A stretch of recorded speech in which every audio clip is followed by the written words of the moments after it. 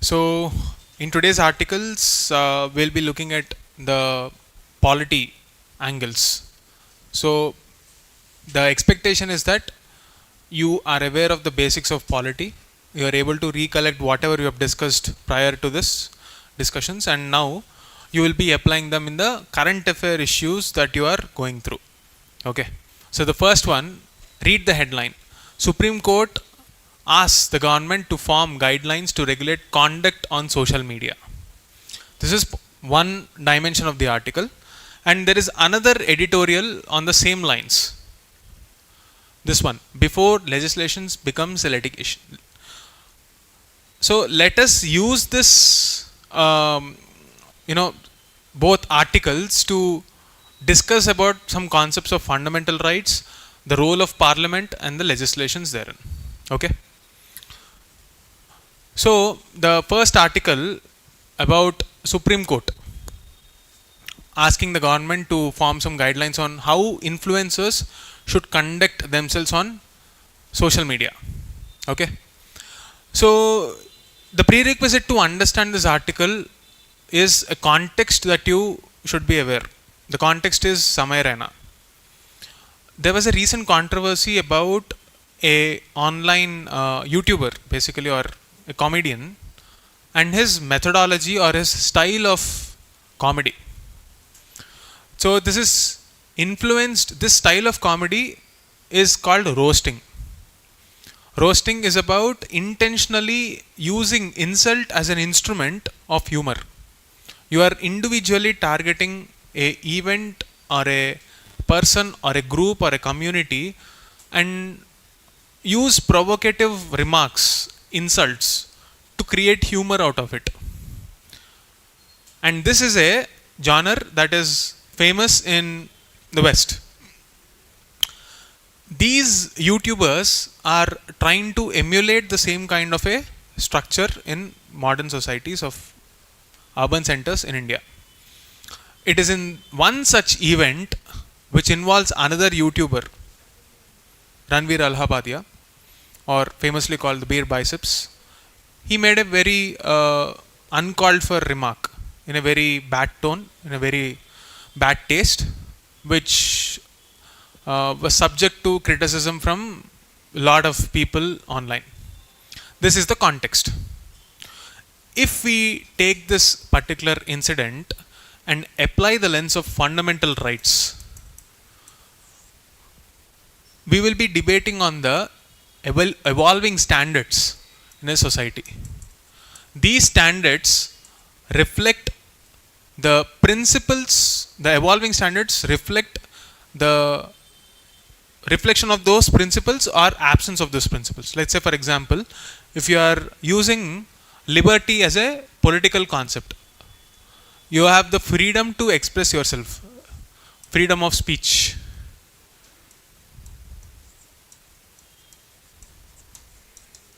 Under Article 19.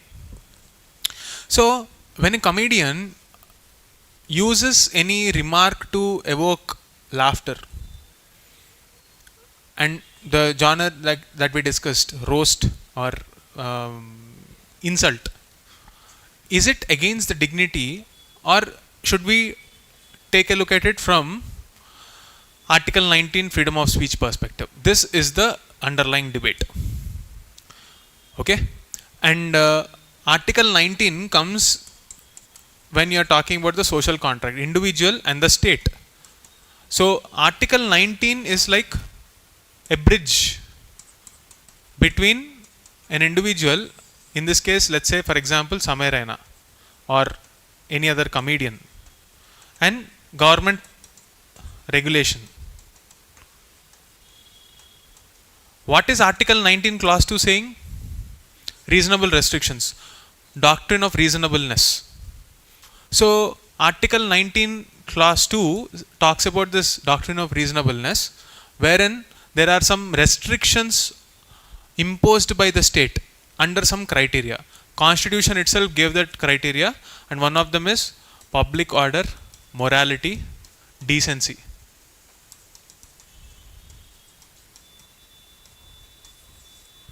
Okay. Here comes a debate. You know the format of that comedy. You know what is done there, and you know that it is intentional.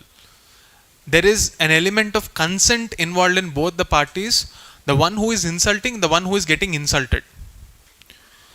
What is wrong with that is a moral question on level 1. Okay? So, when you have the principle of consent, what is wrong? What is wrong with such comedy? Can anyone tell me? Let's say there is a famous YouTuber, millions are watching, and they are normalizing this derogatory form of a remark, which was made in a very artificial setup. It was done under consent when both individuals are mature. But are the audience equally mature? Can you guarantee that the content that is being consumed is not influencing the mind of a person?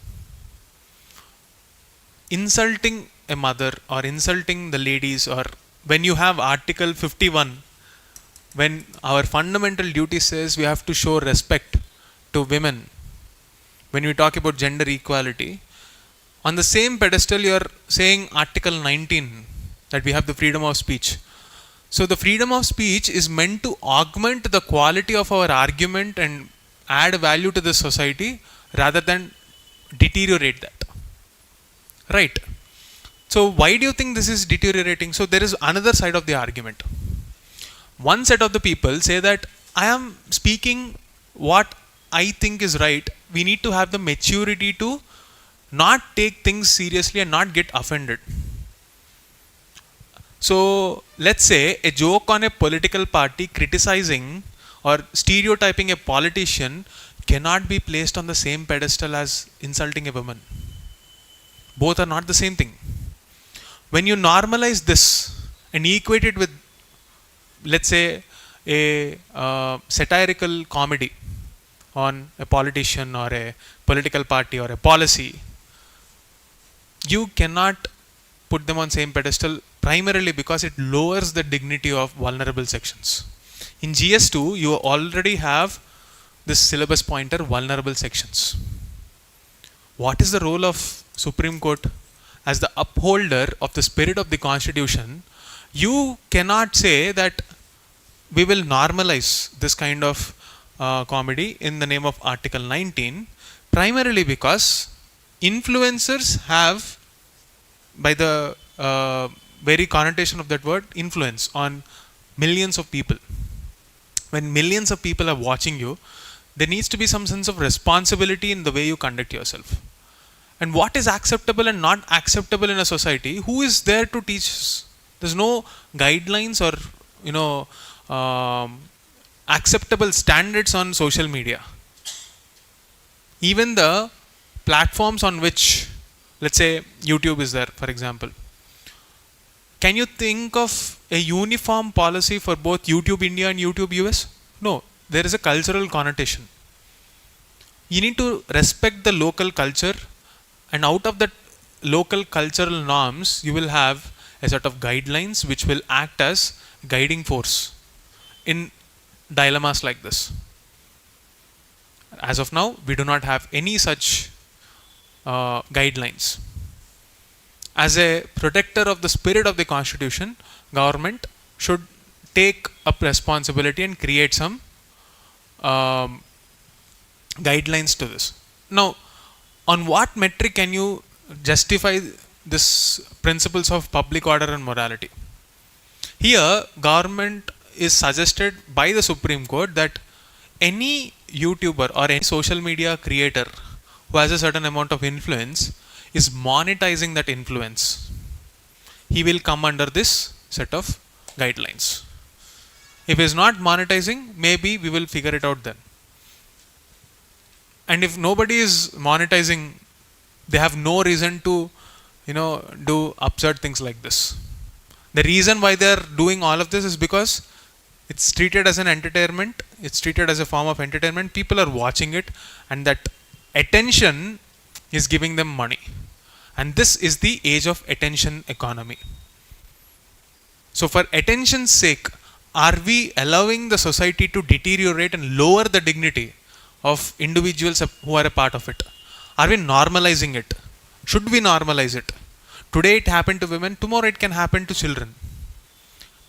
Day after it can happen to the old age people. And on that day, when you are making derogatory remarks against helpless old people, normalizing it as a joke, a very young mind who is watching that will think it is normal. Just like how a young kid is desensitized because he's playing PUBG continuously. When you are, continuously consuming that kind of information, there are instances where in incidents of gun shooting in US, there were some places where young people did not flinch. They were just looking at it without blinking, as if it's a day-to-day activity. That element of desensitization and dehumanization is something that is reflective of the moral decay of this society. And therefore, Supreme Court is right in doing this. And this is the structured argument that we should come up with. This is not the summary of the article, but rather the intent and the concepts that go behind this article. Clear? This is what the article says. Now coming to this, before legislation becomes litigation. Okay. Here we will talk about some concepts.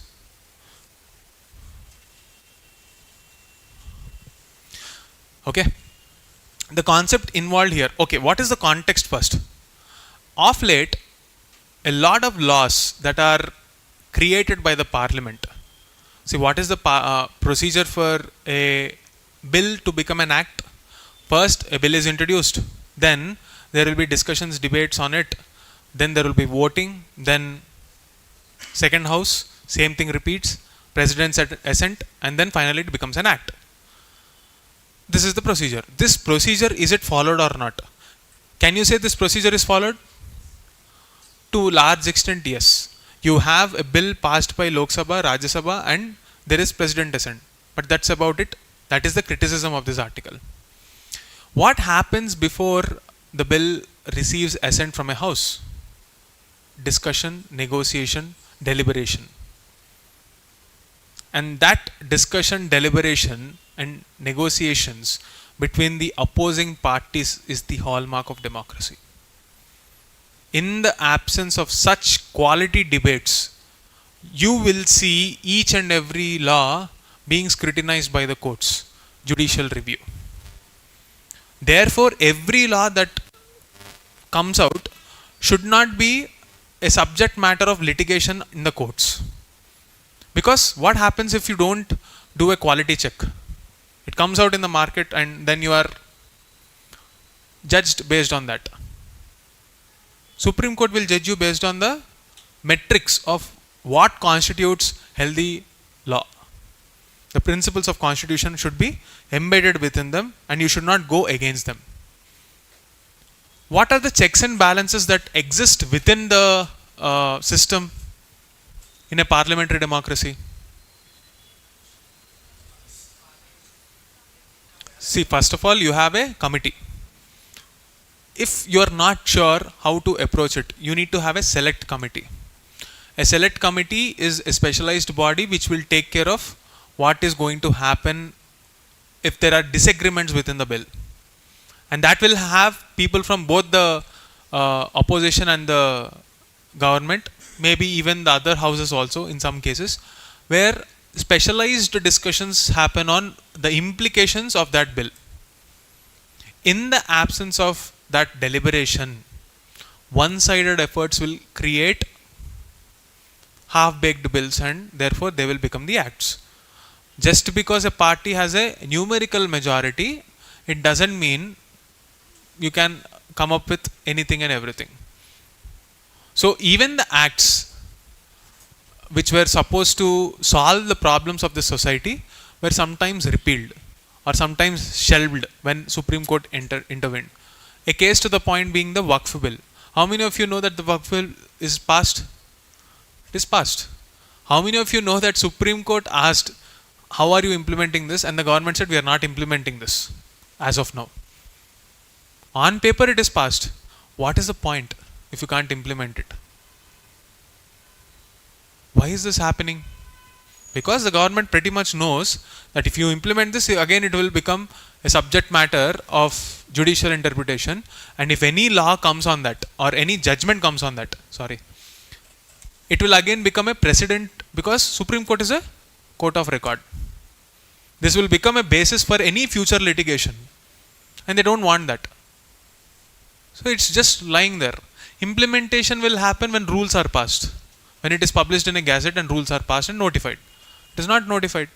Why are you not notifying it? Nobody is there to question it. Courts are also, it is not the job of courts. Somebody asked, where will judicial activism start and judicial overreach will start? When you ask the government to implement a law, that is judicial overreach, because it is not the job of Supreme Court. So it is not intervening. Is it judicial activism? No. Because you already have an existing law to deal with that issue. If there is something unlawful about it, that is when Supreme Court or any court will intervene. Is there anything unlawful? Maybe not. Then why did we create a new law? We don't know. Why are we not implementing? Nobody is asking. In the absence of accountability framework, this is what will happen.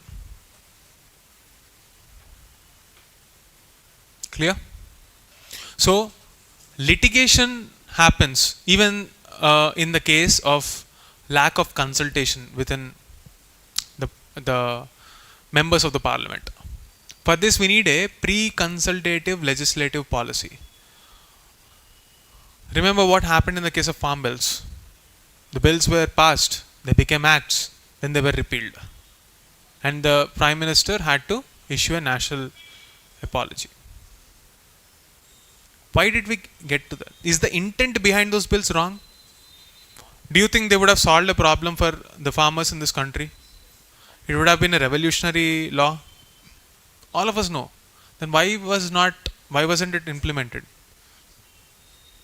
No consultation. So what is the problem here? Another component that you have to study in GS2, you will see one topic, comparison of constitution. Here you can take this principle of how Indian Parliament functions and UK Parliament functions. Indian Parliament, you will not see parliamentary supremacy. You will see constitutional supremacy. Therefore, you will have checks and balances. Courts will intervene. So, is it right to say we will put parliamentary supremacy then? That would be even bigger problem. So, what is the solution? This article says that we have to put the onus on Attorney General. If you take a look at Attorney General power in the Constitution, he has the power to preside over the meetings of the Parliament. And Attorney General is usually a legal expert. So, if you are not using the legal expertise of this person, what's the point of having him in the first place? There is underutility of the existing institutions and duplication of efforts, which has been a consistent problem in Indian democracy. Why do we need a planning commission when you have a finance commission, and yet we allowed it for almost 65 years? 65 years. Even when it is not working at all. There was no sunset clause. Similarly, you do not have any reason why you should have a finance commission giving funds to the local body when you have a state finance commission. And yet, we don't see any other way out of this, because the existing state level institutions are inefficient. In 2020, in Atmanirbhar package, it is a shame that after 30 years of implementation of the 73rd and 74th Act, finance commissions had to make a rule or make a point that unless and until you implement state finance commission recommendations, we will not release the funds, additional funds. It's a clear-cut case of institutional failure in our country, and because there is no accountability. Institutional accountability cannot be placed in the hands of the ones who are supposed to give that accountability. parliamentary accountability in the case of a majority. How can we ensure that without disturbing the balance of powers and the concept of separation of powers? We have to use institutions like this. We have to trust someone, right? We have to trust our parliament that it will do a good job. And whenever a law is created which is not in the spirit of how it was supposed to be conducted, you need institutional mechanisms like this. Attorney General, who will raise a red flag. Boss, you're not doing the right thing. This is not how a law should be made. This will be anti-constitutional. Please follow this procedure. Please follow this legal principles and ensure you give a justification for all these provisions in your law. In the absence of that, you are not going to survive. If someone tells that, this litigation will be coming down, right? In today's world, if you take a look at the number of National Judicial Data Grid, you have almost 3 to 4 crore cases lying pending in various levels. And you know why that is happening? Because government is the largest litigant, 46% according to one of the previous report. 46% of the litigation arises because of government. Intentional ambiguity in rules and laws at various levels of the government makes it a litigant and therefore a roadblock for governance rather than being an accelerator.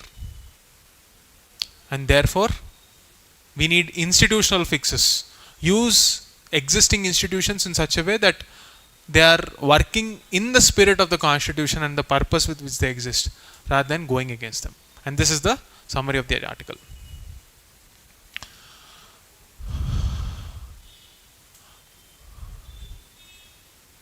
Right. So this is about the concept of sedition. Okay. The dangerous wiring together of a conspiracy. I'll give you the brief context. What is sedition? Deshdrohi, being branded as a traitor, acting against the interests of the state, against the sovereignty of the state. What is a state? It is a socio-political concept which has 4 components: population, territory, government, and sovereignty. If you are raising your voice against a government, is it sedition? If you are inciting violence against the sovereignty of this country, is it sedition? Yes. But what is violence? What is incitement? Mere sloganeering or a deliberate act to incite hatred and violence? Too complicated and too ambiguous to define it, right? So what constitutes sedition? What constitutes dissent? This has been a traditional debate in Indian democracy. In 2022, the Supreme Court said that all the pending cases on sedition, Section 124 of the Indian Penal Code, which is now replaced by Bharatiya Nyaya Sanhita and the other subsequent new criminal 162, Section 162. The word sedition is not there. That is the whole point of this article. Okay. Sedition was removed. But if you look at the Section 162 of this act, the new act, you will see some softer wordings which has even more wider implications. Back then, when sedition law was there, it was defined as either a speech or an act which will incite hatred or violence against the state. Now, it is now replaced by milder words. For example, you will see, where is that? Yeah. Section 152 of the BNS creates an offense of endangering the sovereignty, the unity and integrity of this. This is sedition in sheep's clothing and is obviously a very serious offense. The word sedition has been removed. You are right. So the word sedition has been removed, but the essence is retained in section 152, and that is the controversy here. See, when you replace a complicated words or very particular connotation, like say for example, inciting violence is a very specific word. There is a action indicated in that. But if you replace it with soft, vague wording, anything and everything can be interpreted as violence against the state. In this case, for example, you replaced it with, um, any act that you are indulging in challenging the sovereignty of this country. What do you mean by that? It's very ambiguous. So it is in this context a lot of journalists are subjected to procedure which itself feels like punishment. Let's say you are someone residing in Hyderabad and you published an article, a case is filed in Guwahati High Court. You are supposed to go there for interrogation and there is no FIR filed, no due process of law.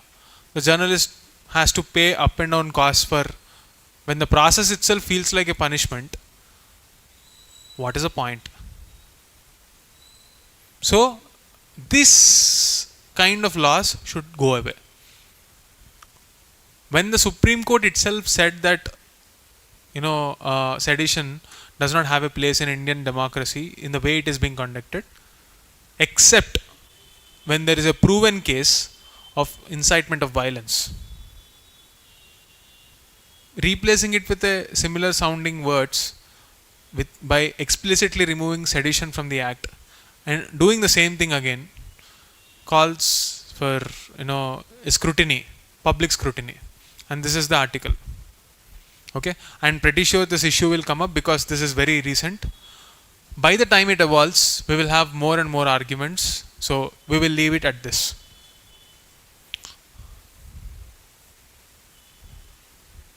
India and Japan relations, it's nothing significant to take away from this. You can just read it and understand it for yourself. The new Online Gaming Act outline. I'll quickly tell you the context of this. Online gaming. It became a sort of a moral hazard.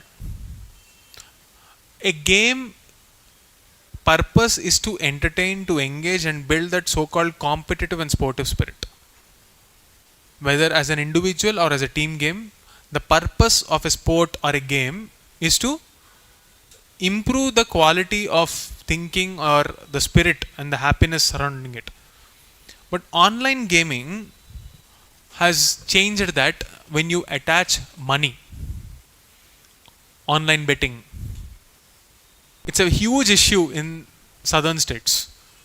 Many people are lured into this online betting apps and they are becoming victims of loan sharks. They are interconnected.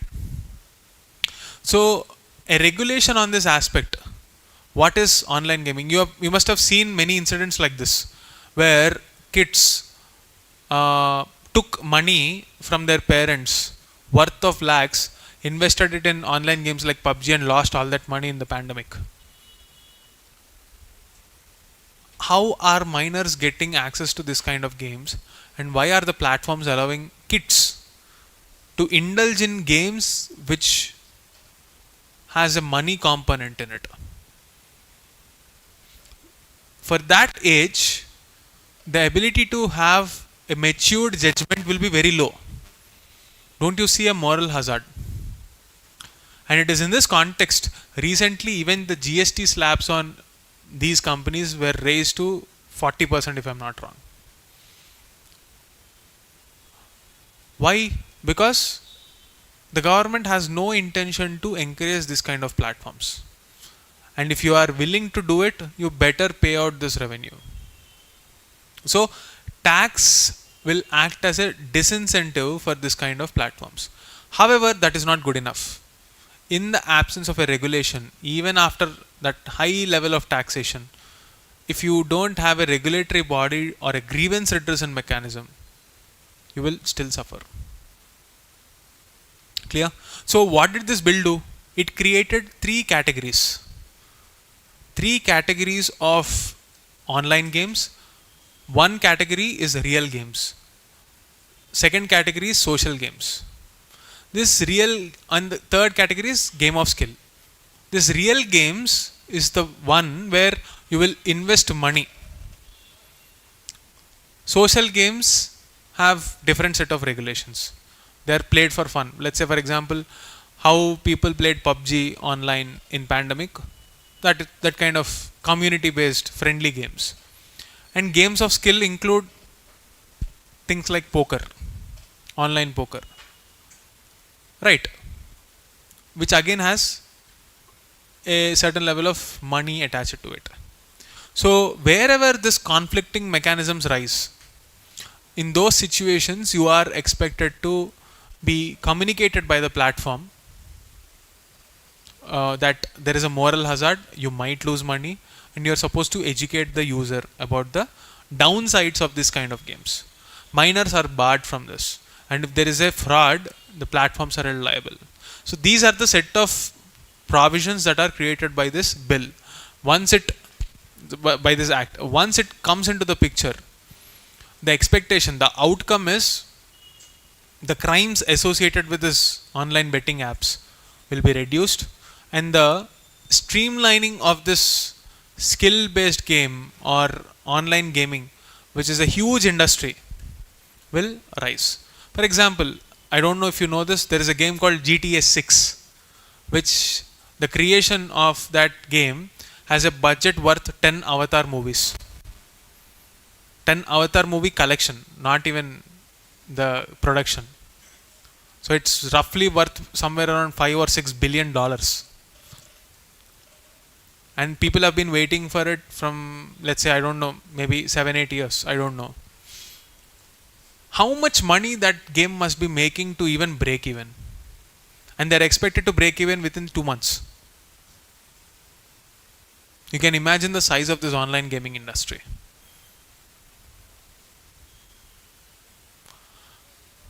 So this is the gist of this article. These kind of regulations can also act as moral responsibility of the state. For example, you saw a lot of cases where there are suicides. If you are a sociology student, there is a natural rate. I mean, sociologists try to explain suicide in a sociological way. What do you mean by that?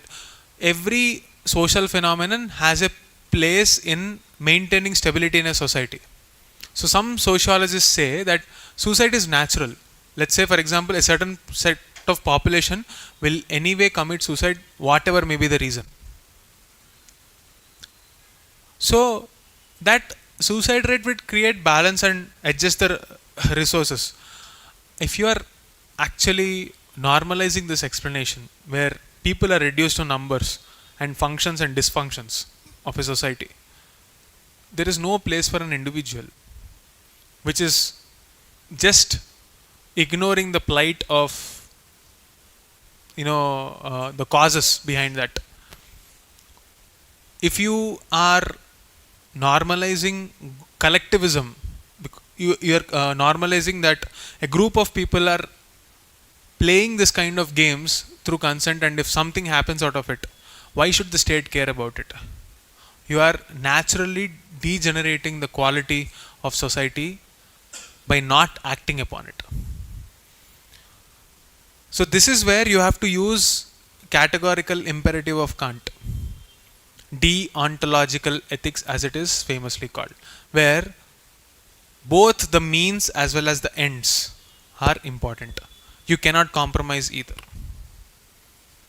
Rather than going for a utilitarian perspective which says that we will take that action which is good for maximum amount of people. Clear? Okay.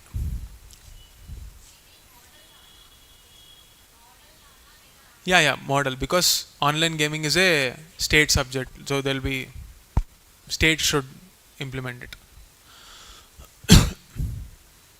Okay. Now this is a book review on civil society. Same, more or less. You have to let dissent flourish instead of silencing the voices. Otherwise, it is bad for democracy. Same argument. So that's it for the day. Now let's try to write one question. This is the end of the class for the online folks. People can write.